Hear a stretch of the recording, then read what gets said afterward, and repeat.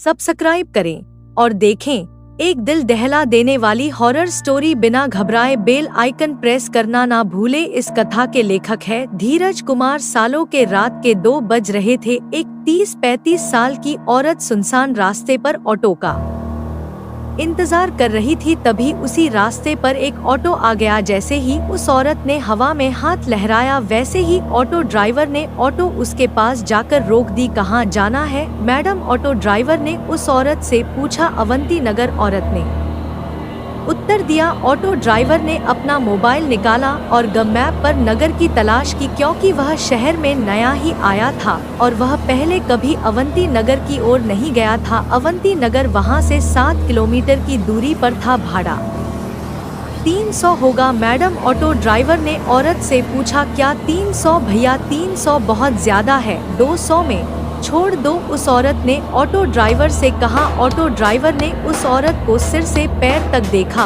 और कुछ देर सोचकर वह बोला, बैठिए, छोड़ देता हूँ। वह औरत ऑटो में बैठ गई और ऑटो अवंती नगर की तरफ निकल पड़ा। ऑटो ने 4 किलोमीटर की दूरी तय की थी। जब से वह औरत ऑटो में बैठी थी, तब से ऑटो ड्राइवर उसे आईने में घूरे जा रहा था और गाना गा रहा था। सलाम इश्क मेरी जान, जरा कबूल कर लो, तुम हमसे इश्क करने की जरा सी भूल कर लो। ऑटो ड्राइवर के इस बर्ताव से वह औरत डर गई। उसने तुरंत किसी को फोन किया और धीरे से बोलने लगी। वैसे ही रिक्शे वाले ने गाना बंद कर दिया और उसकी बातें सुनने की कोशिश करने लगा। हेलो शालिनी, तू आ रही है ना मेरे घर? तुझे पता है ना कि मेरे पति विशाल अमेरिका चले गए हैं और मैं घर पर अकेली हूँ। वो औरत बोली, नहीं यार, मैं नहीं आ सकती, मैंने तुम्हें दोपहर में ही बताया था ना। फोन की दूसरी तरफ से दूसरी औरत बोली, ठीक है, मत आना। ऐसा कहकर उस औरत ने गुस्से में फोन रख दिया। ऑटो ड्राइवर ने उस औरत की बात सुन ली थी। उसने सुन लिया था कि वह औरत आज रात अपने घर पर अकेली है और उसके सहेली ने भी उसके घर आने के लिए मना कर दिया है। ऑटो ड्राइवर अभी भी शीशे से उस औरत को घूर रहा था। इस वजह से वह औरत बहुत ज्यादा डर गई थी। तभी उस औरत ने एक बंगले के सामने ऑटो ड्राइवर को रुकने के लिए कहा। ऑटो ड्राइवर ने देखा कि उस घर पर सिल्वर लीफ लिखा हुआ था। वैसे वह घर नहीं, एक बड़ा सा आलीशान बंगला लग रहा था। जैसे ही ऑटो रुक गया, वह औरत ऑटो से उतर गई और ऑटो ड्राइवर को पैसे देने के लिए उसने अपना हाथ आगे बढ़ाया। तभी ऑटो ड्राइवर ने पैसे लेते समय उसका हाथ पकड़ लिया और बोला, अब जब तुम मुझे यहाँ तक ले ही आई हो तो एक कप चाय ही पिला दो। ऑटो ड्राइवर की बात सुनकर औरत और भी ज्यादा डर गई। उसने ऑटो चालक के हाथ से अपना हाथ छुड़ा लिया और सीधे गेट के अंदर भाग गई। यह देख ऑटो चालक मुस्कुराया। तभी उसकी नजर पीछे की सीट पर गई। औरत ऑटो में अपना मोबाइल भूल गई थी। इससे पहले कि औरत अपना मोबाइल लेने वापस आती, ऑटो ड्राइवर ने ऑटो स्टार्ट कर दी और वह वहां से 9-2-11 हो गया। कुछ दूर जाकर उसने ऑटो रोका और उस मोबाइल को देखा। वह कुछ 20-2 हजार का महंगा मोबाइल था। यह देखकर वह बहुत खुश हुआ, लेकिन उसने देखा कि मोबाइल बंद था। लेकिन अब कुछ समय पहले ही तो वह औरत मोबाइल पर किसी से बात कर रही थी, तभी तो मोबाइल चालू था। फिर इतने जल्दी यह बंद कैसे हो गया? वह मन ही मन बोला। लेकिन फिर उसने सोचा कि शायद मोबाइल की बैटरी डेड हो चुकी होगी, इसलिए बंद पड़ा होगा। तभी अचानक उसके सिर में एक डरावनी योजना आ गई। मोबाइल फोन देने के बहाने उस औरत के घर जाने की। उसके दरवाजा खोलते ही उसके गर्दन पर छुरा रखकर उसकी इज्जत लूटने की और फिर घर में से सारे पैसे लूट के न तो 11 होने की योजना बनाई। लेकिन इसके लिए उसे एक और साथी की जरूरत थी, इसलिए उसने अपने एक दूसरे ऑटो ड्राइवर दोस्त को फोन किया और उसे अपनी योजना के बारे में बताया। जब उसके दोस्त ने सुना कि एक सुंदर औरत घर पर अकेली है, तब उसका दोस्त वहां आने के लिए राजी हो गया। उसने अपने दोस्त को उस औरत के घर का पता बताया और उसे तुरंत वहां आने के लिए कहा और खुद उस औरत के बंगले के बाहर जाकर रुक गया। 10-15 मिनट बीत गए थे, पर फिर भी उसका दोस्त अभी तक नहीं आया था। उसने उसे बहुत फोन किए, लेकिन वह उसका फोन नहीं उठा रहा था। ऑटो डाको ज्यादा देर तक रहा नहीं जा रहा था। उसे उस औरत का चेहरा बार बार उसकी आंखों के सामने दिखाई दे रहा था। उसके वह हवा में उड़ने वाले बाल उसकी आंखों के सामने आ रहे थे। उसके परफ्यूम की महक अभी भी उसकी नाक में बस गई थी। तो उसने अपने दोस्त को मैसेज किया, मैं अंदर जा रहा हूँ, तुम्हारे लिए दरवाजा खुला रखूंगा, जल्दी आ जाना। जैसे उसने मैसेज किया वैसे उसने सीट के नीचे छुपाया हुआ चाकू निकाला और एक हाथ में चाकू और दूसरे हाथ में मोबाइल लेकर वह गेट खोलकर अंदर चला गया। उसने डोर बेल बजाई लेकिन अंदर से कोई भी जवाब नहीं आया। उसने 3-4 बार डोर बेल बजाई लेकिन फिर भी अंदर से कोई जवाब नहीं आया। उसने सोचा कि शायद वह औरत अब सो गई होगी। उसे लगा कि उसकी योजना विफल हो गई और गुस्से में आकर उसने दरवाजे पर अपना हाथ मारा। तभी घर का दरवाजा खुल गया। उसने उस औरत का मोबाइल अपनी जेब में रखा और दाहिने हाथ में चाकू लेकर घर में घुस गया। उसने घर का दरवाजा बंद कर दिया और इधर उधर देखने लगा। वह एक बड़ा सा हॉल था। उस फ्लोर पर कोई बेडरूम उसे दिखाई नहीं दी, इसीलिए वह सीढ़ियां चढ़कर दूसरे फ्लोर पर गया। वहां उसने देखा कि एक बेडरूम का दरवाजा खोला हुआ है और उस कमरे में रोशनी चालू थी और ड्राइवर चुपके से दबे पांव उस कमरे में जा पहुंचा। अंदर कोई भी नहीं था। तभी उसे बाथरूम में से पानी गिरने की आवाज सुनाई दी। अच्छा, तो वह औरत बाथरूम में है, इसलिए उसे डोरबेल की आवाज सुनाई नहीं दी और इसीलिए उसने दरवाजा नहीं खोला। वह मन ही मन बोला और जल्दी से बाथरूम के दरवाजे के बाहर जाकर खड़ा हो गया, क्योंकि उसने सोचा कि जब वह औरत बाथरूम से बाहर आएगी तो वह तुरंत उसके गले पर चाकू रख देगा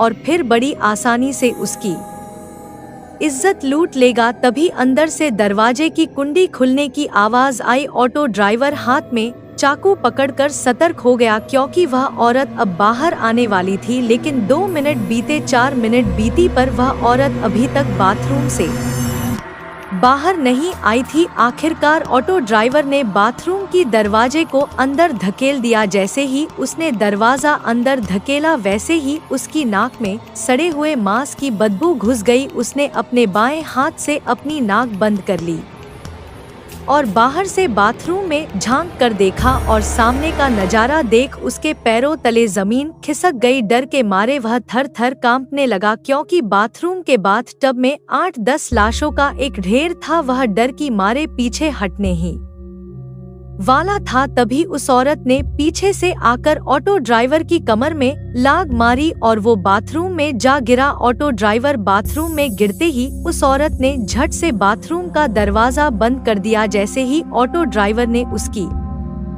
दाईं तरफ देखा, वो पसीने से तरबतर हो गया और उसने उठकर दरवाजा खोलने की कोशिश की, लेकिन दरवाजा नहीं खुला, क्योंकि उस औरत ने बाहर से दरवाजा बंद कर दिया था। उसे पता चल चुका था कि उस औरत ने जानबूझकर उसे बाथरूम में बंद कर दिया है। ऑटो ड्राइवर दरवाजा पीट कर जोर जोर से चिल्लाने लगा, मैडम दरवाजा खोलो, मैडम मैं आपके पैर पकड़ता हूँ, मुझे यहाँ से बाहर निकालो, मुझसे गलती हो गई मैडम, मुझे माफ कर दो मैडम। वह भीख मांग रहा था, लेकिन बाथरूम के बाहर से कोई जवाब नहीं आया। बाथरूम के बाहर सन्नाटा फैल गया। आखिरकार दरवाजा पीट कर उसके हाथ दुखने लगे और उसने दरवाजा पीटना बंद कर दिया। उसने उसकी दाईं ओर देखा, वैसे ही उसे बाथ टब में लगा लाशों का ढेर दिखाई दिया। 8-10 लाशें एक के ऊपर एक रखी हुई थी और हैरानी की बात तो यह थी कि उन सभी लाशों के ऊपर ऑटो ड्राइवर की यूनिफॉर्म थी। इसका मतलब यह था कि वे सभी लाशें ऑटो ड्राइवर की थी। उसने अपने कपड़ों को देखा तो उसने भी वैसे ही यूनिफॉर्म पहन रखी थी। बाथ टब के बगल में मोबाइलों का ढेर पड़ा हुआ था। ऑटो ड्राइवर ने उसकी जेब से मोबाइल निकाला और वह फिर एक बार चौंक गया, क्योंकि बिल्कुल वैसे ही मोबाइल का ढेर था। वह समझ गया कि उसे धोखे से फंसाया गया है। उस औरत का ऑटो में कहना कि मैं घर पर अकेली हूँ और उसके बाद ऑटो में मोबाइल छोड़ना, यह सब उसकी ही चाल थी और वह बुरी तरह से उसकी जाल में फंस चुका था। वह समझ चुका था कि वे सभी ऑटो ड्राइवर भी बिल्कुल उसकी तरह ही उस औरत के जाल में फंस गए थे और वह बाद में उसी बाथ टब में मर गए। अब उसके साथ क्या होगा, इसका ख्याल उसके मन में ही आ गया। क्या ऑटो ड्राइवर उस भूतिया बंगलों से बच निकलेगा? इन सभी सवालों के जवाब जानने के लिए इस कहानी का अगला पार्ट देखना मत भूलना। इस कथा के लेखक है धीरज कुमार सालू के ऑटो ड्राइवर बाथरूम में फंस गया था। वह डर के मारे पीछे हटने लगा, तभी उसके पैरों को कुछ लगा। जैसे उसने पीछे देखा, उसे एक झटका लगा। उसे लकड़ी की फर्नीचर के खोखले में एक और ऑटो ड्राइवर की लाश दिखाई दी, जिसकी आंखें बाहर निकल आई थी और मुंह में से जुबान बाहर लटक रही थी। उस लाश को देखकर ऐसा लग रहा था कि उस बेचारे की मौत बहुत ही दर्दनाक हुई होगी। वह काफी तड़प तड़प कर मर गया होगा। ऑटो ड्राइवर को उस लाश के हाथ के पास एक टॉयलेट क्लीनर की बोतल दिखाई दी। ऐसा लग रहा था कि उस ऑटो ड्राइवर ने वह टॉयलेट क्लीनर पीकर खुद खुशी की थी। वह जल्दी से उस लाश से दूर हो गया और दरवाजे के ठीक सामने बनी टॉयलेट सीट पर बैठ गया। तभी उसे याद आया कि उसके पास उसका मोबाइल है। उसने अपना मोबाइल अपनी जेब से निकाला और अपने दोस्त को फोन किया। जैसे ही उसने फोन उठाया, रिक्शा वाले ने रोना शुरू कर दिया। राजू, मुझे बचाओ राजू, यह औरत मुझे मार डालेगी। ऑटो ड्राइवर फोन पर बात ही कर रहा था कि इतने में उसके हाथ से किसी ने उसका फोन छीन लिया। ऑटो ड्राइवर ने उसकी मोबाइल छीनने वाले की ओर देखा और डर के मां उसके रोंगटे खड़े हो गए। उसे अपनी आंखों पर यकीन नहीं हो रहा था, क्योंकि उसका मोबाइल लकड़ी टेबल के नीचे पड़ी हुई लाश ने छीन लिया था। उस लाश ने ऑटो ड्राइवर का मोबाइल छीना और उसे किसी रसगुल्ले की तरह निगल गया और फिर वापस आकर खोखली की जगह में जाकर अपने हाथ पांव फैलाकर मुंह से जुबान बाहर निकालकर लेट गया। ऑटो ड्राइवर आंखें फाड़ फाड़ कर उस लाश की तरफ देख रहा था। उसने बचपन में अपने पिता से सुना था कि एक मरा हुआ आदमी फिर कभी नहीं उठता, लेकिन आज उसे एहसास हुआ कि उसके पिता गलत थे। उसके मन में ख्याल आया, क्या इन्हीं जीवों को भूत कहते हैं? भूत तो वही होते हैं ना जो मर कर भी उठते हैं, चलते हैं, रात को यहाँ वहाँ घूमते हैं। उस मुर्दे को उठते देखकर ऑटो ड्राइवर की आंखें सफेद पड़ चुकी थी। तभी अचानक से उसकी मोबाइल की रिंगटोन बजनी शुरू हो गई। उसका मोबाइल उस मुर्दे के पेट में बज रहा था। यह पक्का राजू का ही फोन होगा। ऑटो ड्राइवर मन ही मन बोल पड़ा। उसे समझ नहीं आ रहा था कि अब करे तो क्या करे। बड़ी ही मुश्किल में पड़ चुका था, क्योंकि वह अब ना तो राजू को कॉल कर सकता था, ना राजू का कॉल रिसीव कर सकता था। उसका मोबाइल 2-3 बार बजा, लेकिन कोई फायदा नहीं हुआ, क्योंकि फोन उठाना उसके लिए असंभव था। वह मोबाइल ही उसका बच निकलने का एकमात्र रास्ता था। और जब उसे महसूस हुआ कि अब वह रास्ता बंद हो गया है, तो वह फूट फूट कर रोने लगा। मैडम, मुझे यहाँ से बाहर निकालो, मैडम, मुझ यहाँ से बाहर निकालो। वो चीख खकर रोने लगा। तभी बाथरूम के बाहर से वो औरत बोली, अरे तुम अंदर कैसे फंस गए? आपको अंदर किसने बंद किया? ऑटो ड्राइवर यह सुनकर खुश हो गया कि औरत ने उसे बाथरूम में बंद नहीं किया था। मैडम, जल्दी से बाहर से दरवाजा खोलो, किसी ने दरवाजा बाहर से बंद कर दिया है। उसने बाथरूम के बाहर खड़ी औरत से कहा, हाँ खोलती हूँ, आप बस दरवाजे के आगे ही खड़े हो जाइए। ऐसा कहकर वो औरत वहाँ से चली गई। कुछ ही देर में लोहे का कांटो वाला फावड़ा लेकर आ गई। ऑटो ड्राइवर दरवाजे के आगे ही खड़ा हुआ था। क्या आप दरवाजे पर नहीं है? उसने रिक्शा वाले से पूछा। ऑटो ड्राइवर अंदर से दरवाजे के सामने खड़ा था। हाँ मैडम, मैं दरवाजे के सामने खड़ा हूँ, आप बस जल्दी से दरवाजा खोलिए। ऑटो ड्राइवर बाथरूम से चिल्लाया। वह औरत हाथ में नुकीला फावड़ा लेकर बाथरूम के दरवाजे की तरफ भागी। इधर बाथरूम के अंदर ऑटो ड्राइवर ने सोचा, मैडम अभी दरवाजा खोलेंगे कहीं मैं दरवाजे के बीच में ना आ जाऊं, इसलिए वह दरवाजे के किनारे पर चला गया और जैसे ही दरवाजे से बाजू हटा, उसी वक्त वह लोहे का नुकीला फावड़ा दरवाजे के आर पार हो गया। यह देखकर ऑटो ड्राइवर के होश ही उड़ गए। अगर वह उस दरवाजे के सामने एक और पल भी होता तो वह लोहे का नुकीला फावड़ा उसके पेट से बाहर गुजर जाता और वह उसी पल मर गया होता। वह औरत जान गई थी कि उसका हमला जाया हो गया है, इसलिए उसने वह फावड़ा दरवाजे में से खींचकर बाहर निकाला। अरे क्या हुआ, आप दरवाजे के सामने खड़े रहिए ना, मैं अभी दरवाजा खोल देती हूँ। वह औरत बहुत ही प्यार से बोली, लेकिन ऑटो ड्राइवर ने अपने मुंह से एक शब्द भी नहीं निकाला। अरे अरे डरो मत, मैं तो सिर्फ दरवाजा खोलने की कोशिश कर रही थी। एक बार फिर मीठी आवाज में बड़े प्यार से बोली। अंदर ऑटो ड्राइवर का हाथ डर के मारे कांप रहे थे। उसे पता था कि अगर वह दोबारा दरवाजे के सामने गया तो वह औरत नुकीला फावड़ा उसके पेट में घुसे देगी, लेकिन फिर भी वह देखना चाहता था कि अगर वह इस बार दरवाजे के सामने गया तो क्या होगा। मैं खड़ा हूँ दरवाजे के सामने, ऑटो ड्राइवर दरवाजे के बाजू में खड़े होकर बोला। वह औरत जोर से चिल्लाई और उसने फिर एक बार बड़ी ताकत से लोहे का फावड़ा दरवाजे में घुसे दिया और बाहर निकाला। यह देखकर ऑटो ड्राइवर घबरा गया। औरत को फिर से एहसास हुआ कि वह अपना शिकार चुक गई है तो उसे गुस्सा आ गया। क्या हुआ, दरवाजे के सामने आ जाना, मैं दरवाजा खोल रही हूँ।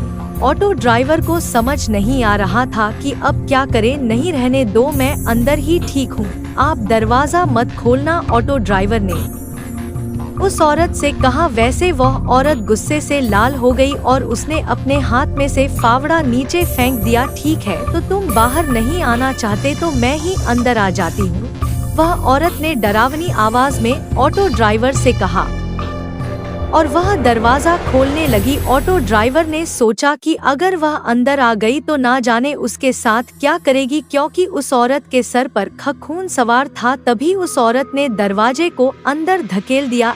तभी ऑटो ड्राइवर होश में आया और अपनी पूरी ताकत से उसने दरवाजे को अंदर से बाहर धकेला और अंदर से बंद कर दिया। वह औरत गुस्से से लाल हुई और दरवाजे पर लात मारने लगी। खोलो दरवाजा, खोलो दरवाजा, खोलो। वह दरवाजे पर लात मारते हुए चिल्ला रही। दवा उस औरत का वो भयानक बर्ताव देखकर ऑटो ड्राइवर बहुत डर गया। वह अपने सिर पर हाथ रखकर नीचे बैठ गया और रोने लगा। ये मैं कहाँ आकर फंस गया, वह सर पकड़कर रोने लगा। तभी उसे अपने गांव की पागल बाब्या की बात याद आने लगी। एक औरत के चक्कर में बाब्या ने अपनी खेती बाड़ी और घर बेचकर वह भिखारी बन गया था और बाद में वह पागल हो गया था। तब से वह हर आदमी को पकड़कर सिर्फ एक ही वाक्य कहता था, भाईचा नाथ खूब वाह हटा है।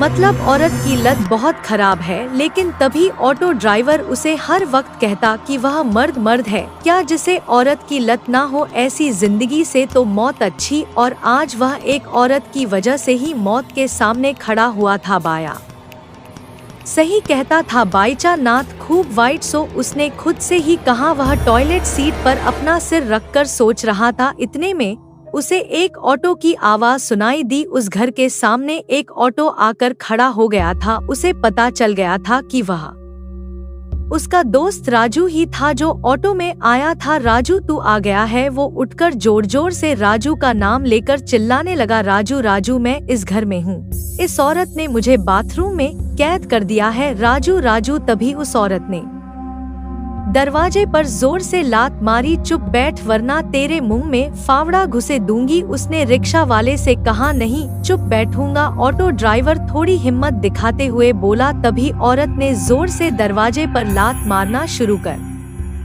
दिया। ऐसा लग रहा था कि जैसे दरवाजा टूटने ही वाला है। ऑटो ड्राइवर बहुत डर गया था। तभी घर की डोर बेल बजी। वैसे ही औरत शांत हो गई और ऑटो ड्राइवर राजू राजू कहकर चिल्लाने लगा, जरा रुको, हाँ मैं बस 1 मिनट में आई। वह औरत मीठी आवाज में चिल्लाई और दरवाजा खोलने के लिए वहां से चली गई। ऑटो ड्राइवर बाथरूम के दरवाजे पर आ गया। दरवाजे में लोहे का फावड़ा घुसाने के कारण दरवाजे में छेद हो गए थे। ऑटो ड्राइवर एक छेद से बाहर देखने लगा। बेडरूम में कोई नहीं था। 3-4 मिनट में वह औरत राजू को बेडरूम में ले आई। राजू को देखकर ऑटो ड्राइवर ने चिल्लाना शुरू कर दिया, राजू बचाओ, इस औरत ने मुझे बाथरूम में बंद कर दिया है। राजू राजू ने ऑटो ड्राइवर की आवाज सुन ली। वह दौड़ता हुआ बाथरूम के दरवाजे पर आया और बोला, रुको मैं दरवाजा खोलता हूँ।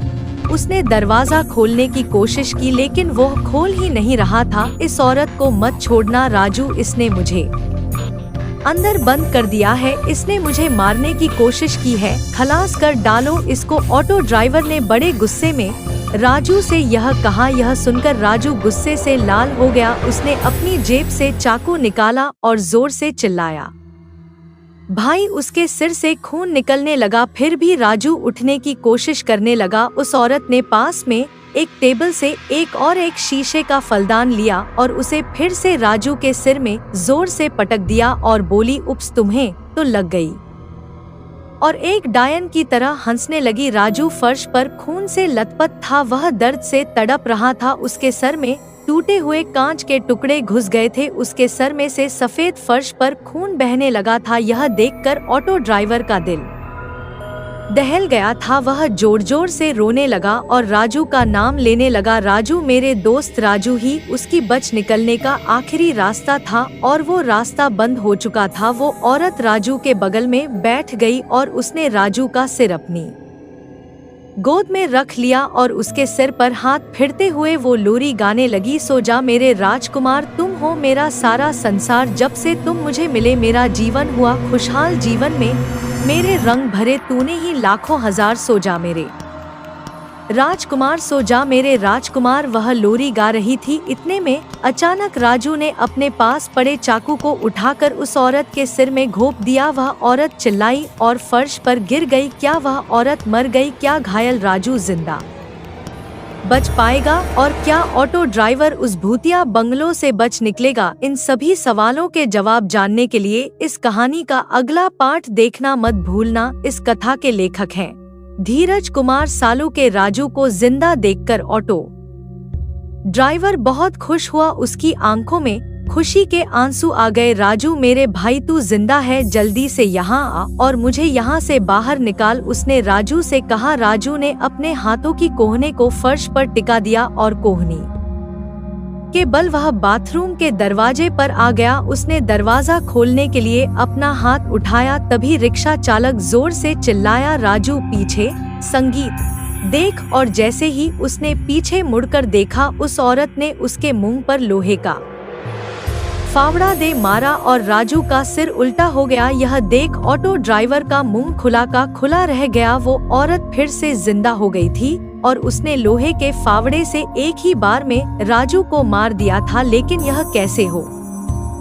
सकता है? यह औरत तो मर चुकी थी। राजू ने इसके सिर में चाकू घोंप दिया था और चाकू अभी भी उसके सिर में है। ऑटो ड्राइवर सोचने लगा। उस औरत ने उसके हाथ में से फावड़ा फर्श पर फेंक दिया और उसने अपने सिर में घुसा हुआ चाकू बाहर खींच लिया। फिर उसने उस चाकू पर लगे खून को अपनी लंबी और काली से चाटा। उस औरत की साड़ी राजू के खून से लथपथ हो गई थी। उसके लंबे काले बाल बिखरे हुए थे। उसकी आंखों के नीचे काले घेरे आ गए थे। थोड़ी देर पहले उसके चेहरे पर जो चमक और चेहरे की नाजुक दिख रही थी, अब वह गायब हो गई थी। उसके हरकत से उसके इंसान होने के कोई संकेत नहीं दिखाई दे रहे थे, क्योंकि एक इंसान कभी भी इतना निर्दय नहीं हो सकता और कोई भी इंसान सर में चाकू घोंप के बाद जिंदा नहीं होता। राजू की लाश खून से लथपथ जमीन पर पड़ी थी। उस औरत ने राजू की लाश उठाई। उसने राजू का सिर अपने कंधों पर रख लिया। तभी टेबल पर रखा हुआ म्यूजिक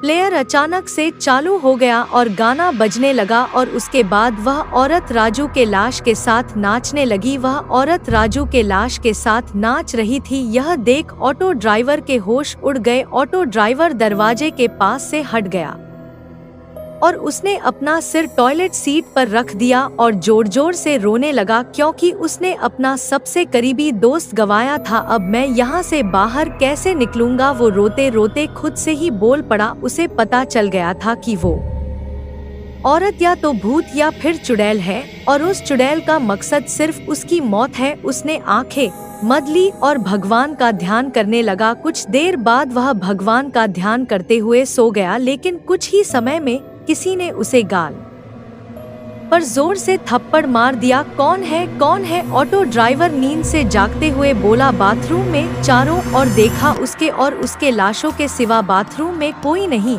था। उसने पीछे मुड़कर मेज के नीचे लाश को देखा। वह अभी भी अपने हाथों और पैरों को फैलाकर लेटी हुई थी और उसकी आंखें और मुंह खुले थे। ऑटो ड्राइवर की नज़र उस लाश की जांघ पर गई। उसके जांघ के नीचे एक काली कवर वाली डायरी थी। उसे लगा कि उसे कोई आभास हुआ होगा, इसलिए वह फिर से सो गया। जब वह सो गया तो किसी ने उसे पीछे से उसके पिछवाड़े में लात मारी। उसने पीछे मुड़कर देखा, लेकिन उसके पीछे कोई नहीं था। वहां केवल मेज के खोखले में उसी ऑटो ड्राइवर की लाश पड़ी हुई थी, जो उसका मोबाइल निगल गया था। तभी उसके मन में एक सवाल आया, क्या इसी लाश ने तो मुझे लात नहीं मारी? वह मन ही मन बोल पड़ा। तभी उसकी नज़र उस लाश की जांघों पर पड़ी और उसके रोंगटे खड़े हो गए, क्योंकि थोड़ी देर पहले जो डायरी उस लाश के जांघ के नीचे थी, वो अब उसकी जांघ से बाहर निकली थी। इसका मतलब यह था कि या तो वह डायरी खुद चलकर उस लाश की जांघ के बाहर निकली होगी, या फिर वह लाश वहां से सड़क गई होगी, और डायरी तो खुद से चल नहीं सकती। इसका मतलब वह लाश ही थी जो वहां से हिली थी। उसे समझ आ गया कि वह लाश ही थी जिसने उसे पहले थप्पड़ मारा और बाद में लात मारी थी। वह लाश उसी जगह पर पड़ी थी और कुछ हलचल कर रही थी, पर उसे देखना था कि क्या वह लाश जिंदा है। इसलिए उसने बाथ टब के पास में से एक मोबाइल फोन उठाया और उस लाश पर फेंक दिया, लेकिन वह लाश हिली नहीं। उसने फिर से उस मोबाइल के ढेर में से 3 मोबाइल उठाए और एक एक करके उस लाश के ऊपर फेंके, पर वह लाश हिली नहीं। उसे लगा कि उसे कोई वहम हुआ होगा, इसलिए वो फिर से जाकर टॉयलेट सीट पर सर रखकर सो गया। उसने आंखें बंद कर ली थी, इतने में उसके सर पर कुछ आ टकराया। ऑटो ड्राइवर ने आंखें खोली और चिल्लाया, कौन है? तभी उसकी नज़र उसके सामने पड़े हुए मोबाइल पर पड़ी और उसकी सांसें रुक गई, क्योंकि उसके सर पर किसी ने मोबाइल फेंक कर मारा था। उसने पीछे मुड़कर टेबल के खोखले में पड़ी लाश को देखा। उसके बाजू में 3 मोबाइल पड़े हुए थे। यह देखकर तो उसका दिल धड़कना बंद हो गया, क्योंकि उसने उस लाश के ऊपर 4 मोबाइल दे मारे थे, सिर्फ 3 थे। इसका मतलब वह लाश ही थी जिसने उसे मोबाइल फेंक कर मारा था। वो उस लाश को देखकर पीछे पीछे जाने लगा। तभी उसके पीछे बाथ टब में से दूसरी लाश ने उसके पिछवाड़े में लात मारी और ऑटो ड्राइवर सीधे टेबल के नीचे पड़े हुए लाश के पैरों में जा गिरा। उस लाश के पैरों में गिरते ही उस लाश ने दोनों हाथों से उसका गला घोंटना शुरू कर दिया। ऑटो ड्राइवर दर्द के मारे तड़प रहा था। उस लाश का चेहरा नाखूनों से नोच रहा था, पर वह लाश उसका गला छोड़ ही नहीं रही थी। ऑटो ड्राइवर को उसकी मौत उसके सामने दिखाई दे रही थी। तभी उसने अपने हाथ फर्श पर टिका दिए। उसका नसीब अच्छा था कि उसे अपना चाकू फर्श पर मिला और उसने चाकू को उठाकर सीधा उस लाश के आंखों में घुस दिया और वैसे ही लाश सुन पड़ गई। उसने ऑटो ड्राइवर का गला छोड़ दिया और बेजान होकर नीचे पड़ गई। ऑटो ड्राइवर वहां से उठ गया और टॉयलेट सीट पर जाकर चढ़ गया। उसकी सांसें अटक रही थी। अब उसकी बाई और टेबल के नीचे पड़ी हुई लाश थी और दाई और बाथ टब जो लाशों से भरा हुआ था। हे भगवान, मुझे यहाँ से बाहर निकाल। मैं फिर कभी शराब नहीं पीऊंगा, गालियाँ नहीं दूंगा, हमेशा आपकी पूजा करूंगा, किसी भी औरत की तरफ नहीं देखूंगा। आप कहे तो मैं सन्यासी बन जाऊंगा, पर मुझे इस बाथरूम से बाहर निकालो। भगवान बाहर निकालो, मैं आपसे विनती करता हूँ, हे भगवान। ऑटो ड्राइवर ने भगवान से प्रार्थना की, तू कभी यहाँ से बाहर नहीं निकल पाएगा, ना जिंदा ना मुर्दा। उसके बाद वो जोर जोर से हंसने लगी। हंसी। ऑटो ड्राइवर ने अपने कान बंद कर लिए और भगवान का नाम लेना शुरू कर दिया। हे राम, हे राम, हे राम, हे राम, हे राम, हे राम। पर भगवान का नाम लेते हुए उसके मन में एक ही सवाल आया, क्या भगवान उसके इस गलती के लिए माफ कर देंगे? क्योंकि उसने एक औरत की इज्जत लूटने की कोशिश की थी। उसके मन में ना जाने कौन सा ख्याल आया और उसने भगवान का नाम लेना बंद कर दिया। कुछ देर बाद सुबह हो गई थी और वह सोचने लगा, क्या मेरे इस गलती की सजा सिर्फ मौत है? क्या सच में मैं इस बाथरूम के बाहर कभी नहीं निकल पाऊंगा? क्या मैं कभी अपने बीवी बच्चों को नहीं देख पाऊंगा? और वह रो पड़ा। उसे अपनी बीवी बच्चों की याद सता रही थी। नहीं, मैं इतनी जल्दी हार नहीं मानूंगा, मैं लड़ूंगा, मैं जरूर लड़ूंगा, वो खुद से बोल पड़ा और वह अपनी जगह पर खड़ा हुआ। बचा कोई मुझे बचाओ, मैं इस बंगले के बाथरूम में फंसा हुआ हूँ, बचाओ। वह गला फाड़कर चिल्लाने लगा। चिल्ला कर उसका गला दर्द करने लगा। तभी वह फिर से रो पड़ा, मुझे बचाओ, वो रोते हुए बोला, पर कोई भी उसकी बातें सुन नहीं पा रहा था।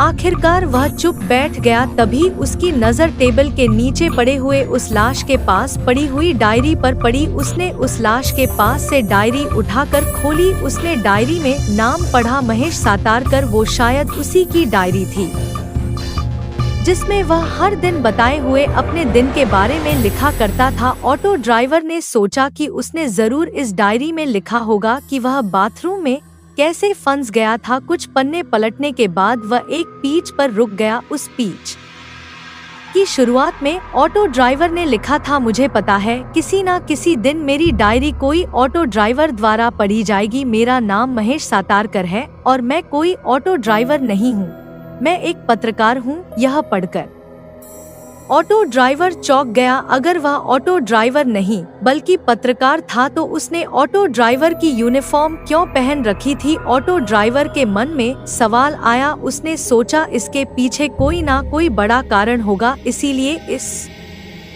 पत्रकार ने ऑटो ड्राइवर की यूनिफॉर्म पहन रखी होगी और इसी कारण वह चुड़ैल के जाल में फंस गया होगा। पर वह फंसा कैसे, उसके मन में और एक सवाल आया। तो इन प्रश्नों के उत्तर जानने के लिए ऑटो ड्राइवर ने वो डायरी पढ़ने का फैसला किया और उसने डायरी पढ़ना शुरू कर दिया। पिछले 3 महीनों से हर शनिवार को इस शहर में से एक ऑटो ड्राइवर गायब हो रहा है। रात में ऑटो चलाने वाले ऑटो ड्राइवरों में से हर शनिवार को एक गायब हो रहा था। इसलिए ऑटो ड्राइवर के परिवार वाले शहर के पुलिस थाने में गुमशुदगी की रिपोर्ट दर्ज करा रहे थे, लेकिन उन लापता ऑटो ड्राइवर का कुछ भी पता नहीं चल रहा था। लेकिन इन सभी घटनाओं में कॉमन बात अवंती नगर थी। ऑटो ड्राइवर लापता होने के अगले दिन ही उसका ऑटो अवंती नगर के सिल्वरलीफ बंगले के बाहर पाया जाता था। सिल्वरलीफ बंगला 4 महीने से बंद पड़ा था, इसलिए पुलिस को उस बंगले पर शक हो गया। पुलिस को शक था कि उन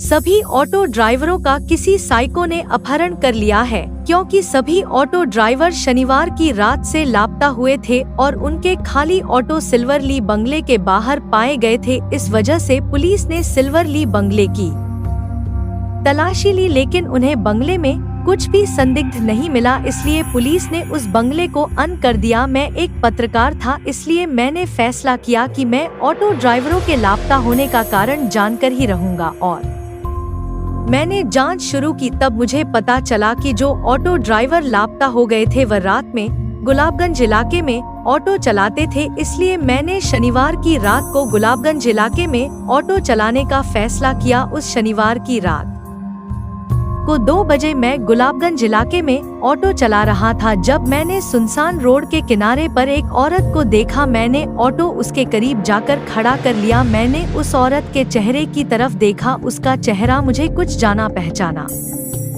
सा लग रहा था, जैसे कि मैंने उसे पहले कहीं देखा हो, लेकिन मुझे याद आ रहा था कि मैंने उसे कहाँ देखा था। भैया अवंती नगर छोड़ दोगे? उस औरत ने मुझसे पूछा। अवंती नगर के शब्द सुनते ही मेरी आंखें चमक उठी। हाँ बिल्कुल, बैठ जाइए, मैंने उस औरत से कहा। जैसे ही औरत रिक्शा में बैठ गई, मैं ऑटो को अवंती नगर की तरफ ले जाने लगा। ऑटो में बैठकर मैं याद करने की कोशिश कर रहा था कि मैंने उस औरत को कहाँ देखा है, लेकिन मुझे कुछ याद नहीं था। कुछ ही समय में अवंती नगर आया। उस औरत ने मुझे एक बंगले के सामने रुकने को कहा। उसने भाड़ा दिया और एक बंगले का गेट खुलकर अंदर चली गई। मैंने उस बंगले को देखा और मेरी आंखें खुली की खुली रह गई, क्योंकि उस बंगले का नाम सिल्वर लीफ था, लेकिन यह बंगला तो 4 महीने से बंद है। फिर यह औरत इस बंगले में क्यों गई है? मैं मन ही मन बोल पड़ा, मुझे लगी कुछ तो गड़बड़ है और मैंने उस बंगले में जाने का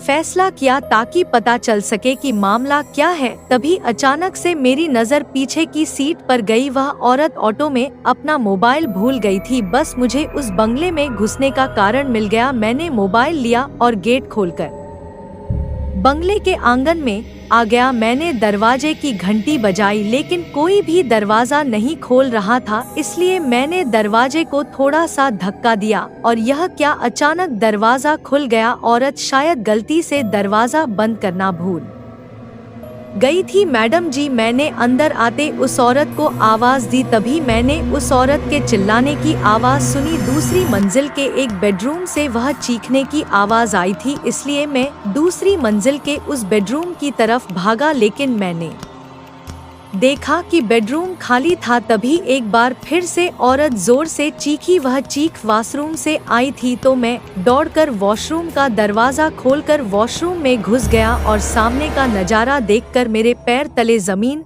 खस थक गई, क्योंकि मैंने वॉशरूम के बाट में ऑटो ड्राइवर की लाश देखी थी। तभी उस औरत ने बाहर से वॉशरूम का दरवाजा बंद कर दिया। मैंने दरवाजा खोलने की कोशिश की पर मैं असफल रहा। मैं रोया, चिल्लाया, उससे भीख मांगी, लेकिन उसने दरवाजा नहीं खोला। मैंने बाथटब के पास मोबाइलों का ढेर देखा। मैंने अपनी जेब से उस औरत का मोबाइल निकाला तो एकदम उन्हीं मोबाइलों की तरह था। मैं समझ चुका था कि उस औरत ने मुझे अपने जाल में फंसाया है, लेकिन वह औरत कौन थी? मेरे मन में सवाल आया। अचानक मेरे दिमाग में कुछ आया और मेरे दिल की धड़कन बंद हो गई। कुछ 4-5 महीना पहले सिल्वर लीफ में, मतलब इसी बंगले में, इस बंगले की मालकिन की बड़ी ही बेरहमी से हत्या कर दी गई थी। मैंने तुरंत अपनी जेब से मोबाइल निकाला और ग पर श्यामला देशमुख मर्डर लातूर सर्च किया, पर वहां मैंने श्यामला देशमुख यानी इस बंगले की मालकिन की फोटो देखी और डर के मारे मेरे रोंगटे खड़े हो गए,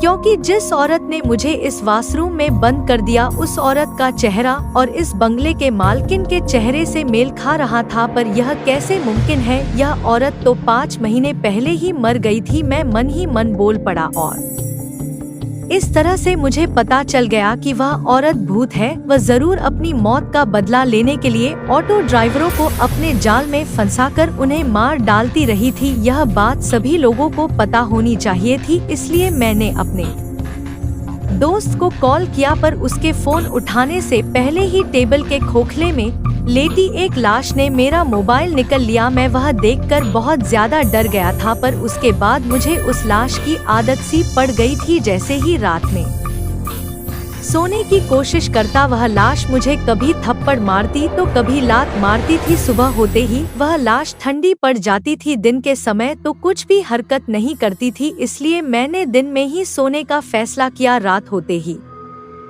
उस औरत का बहुत वॉशरूम के बाहर बेडरूम में बड़ी ही डरावनी आवाज में गाना गाते हुए नाचती थी। उसकी आवाज सुनकर मेरे कान दर्द करते थे। हर वक्त मेरी नजर वॉशरूम में पड़ी लाशों पर जाती थी। उसमें से आधे ऑटो ड्राइवर तो उस वॉशरूम में बिना खाने पीने के तड़प के मर गए थे। मैं हमेशा सोचता था कि वह औरत इन सभी की मौत कैसे देख पाती होगी। उस औरत की हत्या बेहद बेदर्दी से हुई थी, शायद इसलिए मरने के बाद वो इतनी क्रूर बन गई थी। मिसेस देशमुख के साथ बहुत बुरा हुआ था। असल में हुआ यह था, उस शनिवार की रात मिसेस देशमुख देर से एक पार्टी से घर लौट रही थी, पर रास्ते में उनकी स्कूटी बंद पड़ गई, इसलिए उन्होंने वहां से ऑटो लिया और घर आ गई। लेकिन घर आने के 1015 मिनट के बाद उनके घर की घंटी बजी। उन्होंने दरवाजे की पीप होल से देखा तो उन्हें दरवाजे पर वही ऑटो ड्राइवर दिखा जिसकी ऑटो में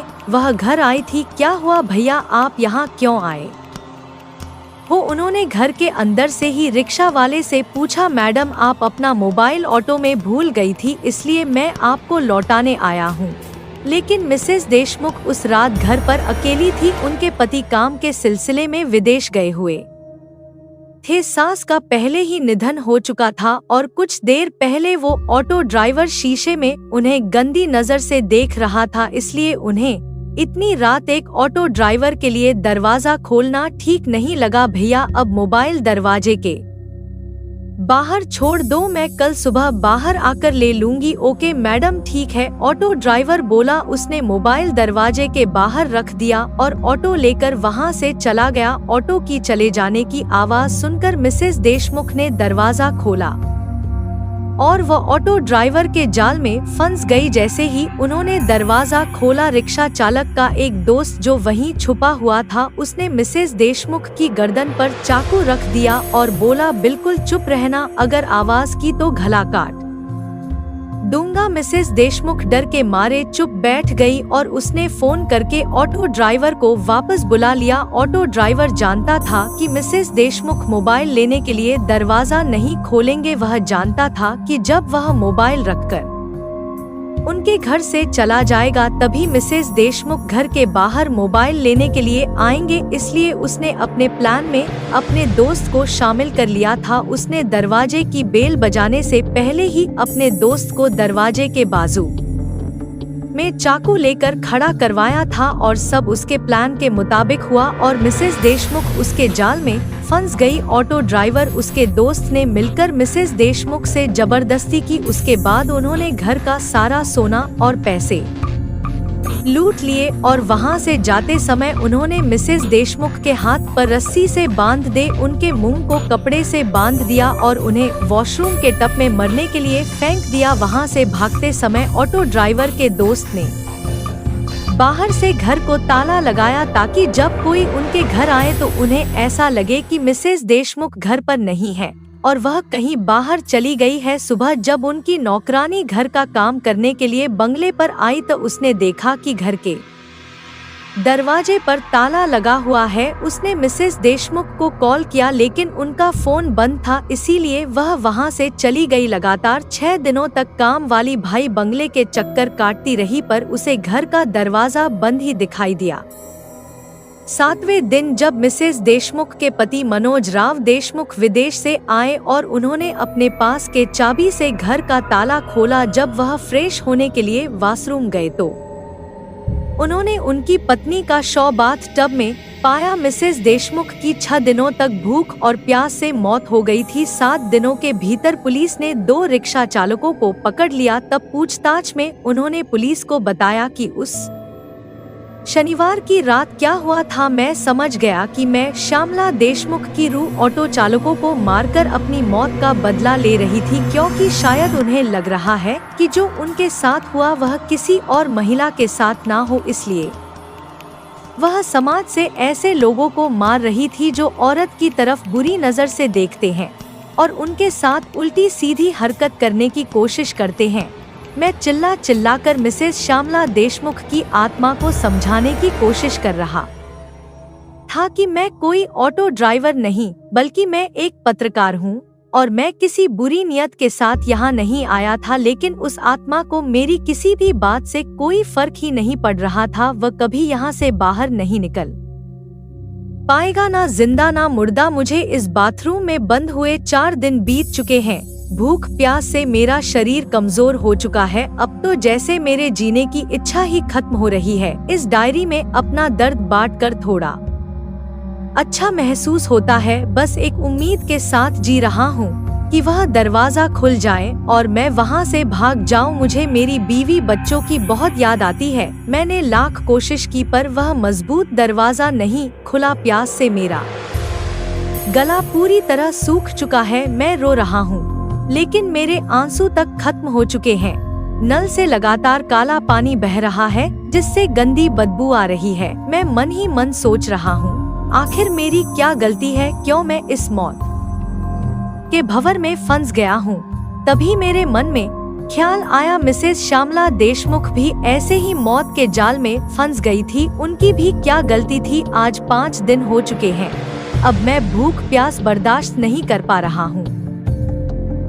मेरा दिल और दिमाग नकारात्मकता से भर चुका है। आज मैंने टॉयलेट क्लीनर पीकर आत्महत्या करने का फैसला कर लिया है। अगर कोई यह डाय पढ़ रहा है तो मेरी उसे एक ही सलाह है, यहाँ से बचने का बस एक ही रास्ता है और वह है मौत। मुझे शायद पहले ही यह फैसला कर लेना चाहिए था। वह औरत एक बुरी आत्मा बन चुकी है और वह आपको इस बाथरूम से बाहर किसी भी हालत में जाने नहीं देगी। यदि आप निर्दोष हो तब भी नहीं। डायरी के आगे की पन्ने खाली थे। ऑटो ड्राइवर उस पत्रकार की डायरी पढ़ के बहुत डर गया था, क्योंकि उसे पता चल गया था कि जो भी इस बाथरूम में फंसता है उसकी मौत बहुत दर्दनाक होती है। उसे लगा कि पत्रकार सही था, उस औरत को बस एक ही चीज चाहिए और वह है ऑटो ड्राइवर की मौत। पर वह ऑटो ड्राइवर हार मानने वालों में से नहीं था। पर यहाँ से निकलूं कैसे, वो ऐसा सोचने लगा। तभी अचानक उसे याद आया, पत्रकार ने डायरी में लिखा था कि हर शनिवार की रात एक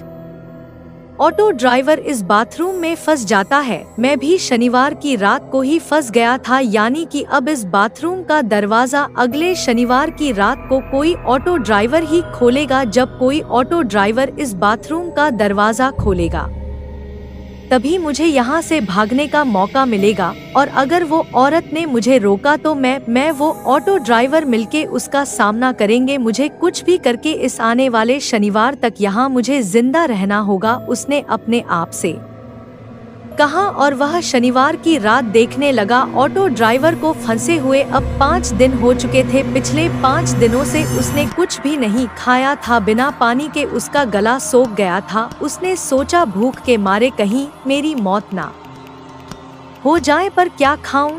उसने वहां पड़ी शौ के मांस को खाने के बारे में सोचा, पर दुविधा यह थी कि वह शाकाहारी था। उसने अपनी पूरी जिंदगी में कभी मांस नहीं खाया था, और यह तो इंसान का मांस है, पर उसे जिंदा रहने के लिए यह आखिरी मौका था। इसलिए उसने इंसानी मांस खाने का सोचा। उसने खोखले में पड़ी हुई लाश की आंख से चाकू निकाला और बाथटब में पड़े शव का मांस निकाला। उसने अपनी जेब से लाइटर निकाला और उस मांस को चाकू में लगाकर उस मांस को बोन कर खाने लगा। उसे 2-3 बार उल्टियां आई, पर उसे जिंदा रहने के लिए वह मांस खाना पड़ा। आखिरकार उसका इंतजार खत्म हुआ। शनिवार की रात आई। ऑटो ड्राइवर इंसानी मांस खाकर शनिवार तक जिंदा रहा।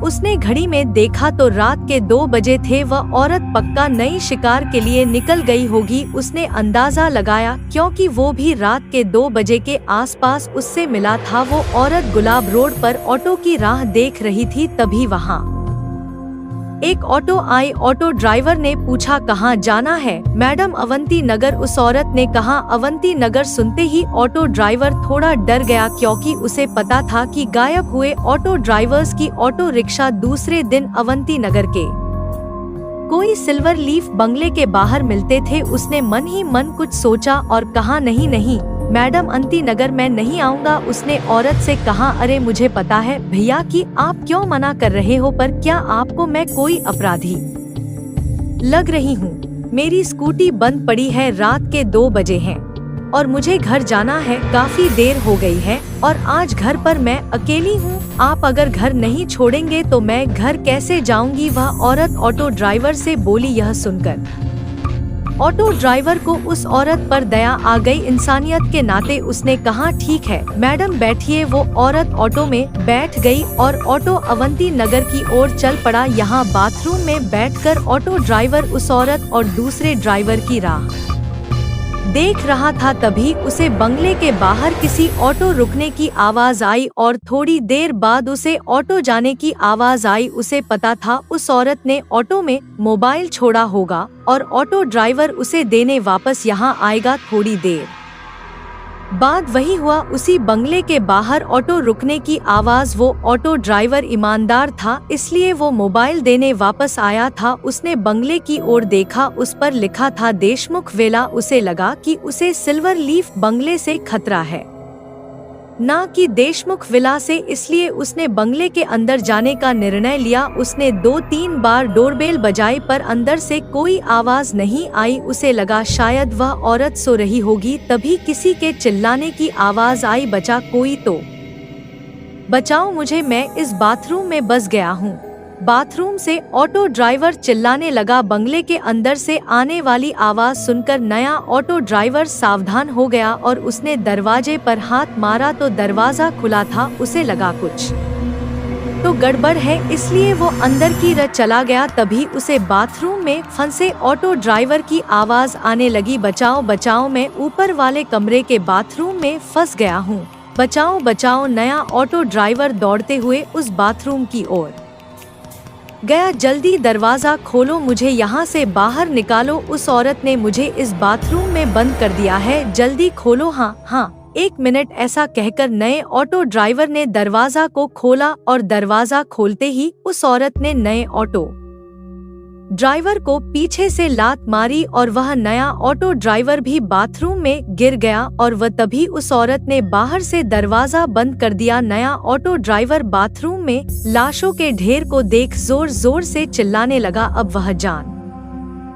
चुका था कि शहर के गायब हुए ऑटो ड्राइवर जाते कहाँ है। दूसरी और पुराना ऑटो ड्राइवर अपना सर पकड़ के बैठा था क्योंकि उसका यहाँ से बाहर निकलने का प्लान फेल हो चुका था। नया ऑटो ड्राइवर दरवाजे पर लात मारने लगा, दरवाजा खोलो वरना मैं तुम्हें छोड़ूंगा नहीं, तुम्हें जान से मार दूंगा। तभी अचानक पुराने ऑटो ड्राइवर ने कहा, दोस्त तुम्हारा मोबाइल कहाँ है, जल्दी से निकालो और पुलिस को फोन लगाओ, जल्दी निकालो। तभी नए ऑटो ड्राइवर ने अपने जेब तराश हुए कहा, अरे अरे मैं अपना मोबाइल फोन ऑटो में भूल गया। ये सुनते ही पुराने ऑटो ड्राइवर को गुस्सा आया, तेरी माँ की, मैं इतने दिन तुम्हारी राह देख रहा था और तुम मोबाइल ऑटो में भूला है, पर यहाँ हो क्या रहा है, हमें यहाँ क्यों बंद किया है। तभी पुराने ऑटो ड्राइवर ने उसे सारी बातें बताई। अब हम यहाँ से कैसे बाहर निकले कि तभी दरवाजे पर किसी ने हाथ मारा और उस औरत ने बाहर से कहा, मैं तुझे बाहर निकालूं पर तुझे मेरा एक काम करना पड़ेगा। काम? कौन सा काम? तुम्हारे सामने वाले ऑटो ड्राइवर को मार डालो, ना तू मुझे मार सकता है ना वो औरत, मैं अमर हूँ, मैं तुम्हें नहीं मारने वाला था पर मैं मरने वाला था क्योंकि मुझे पता था ऐसा ही कुछ होगा और आज नहीं तो 2 दिन बाद तू मुझे मार ही देता क्योंकि मैं कमजोर हो चुका हूँ, इसलिए तुम मुझे मारो, इसके पहले मैं ही तुम्हें मार दूंगा। हाँ नहीं नहीं, मुझे मत मारो, मैं तुम्हारे पैर पकड़ता हूँ, मुझे मत मारो, मत मारो मुझे, बाय बाय मेरे दोस्त, बाय बाय मैडम, मैडम मैंने उसे मार दिया मैडम। और अचानक दरवाजा खुल जाता है। नया ऑटो चालक अपने पेट पर हाथ रखकर वॉशरूम से बाहर आता है। तुझे क्या लगा मैं तुझे छोड़ दूंगी? जो भी इस घर में आता है वो यहाँ से कभी बाहर नहीं जाता, ना जिंदा ना मुर्दा। घर राजा सजन तेरी राह तक मैं रात दिन के कहीं ना लागे मन, तेरे बिन घर आज आजा सनम मधुर।